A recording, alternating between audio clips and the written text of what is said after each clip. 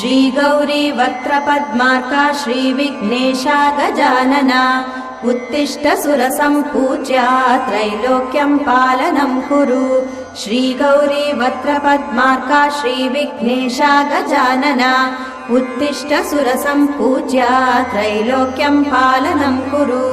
उत्तिष्ठोत्तिष्ठ हेरम्बा उत्तिष्ठ गणनायका उत्तिष्ठ करुणापूर्णा भक्तानां भाग्यदायका।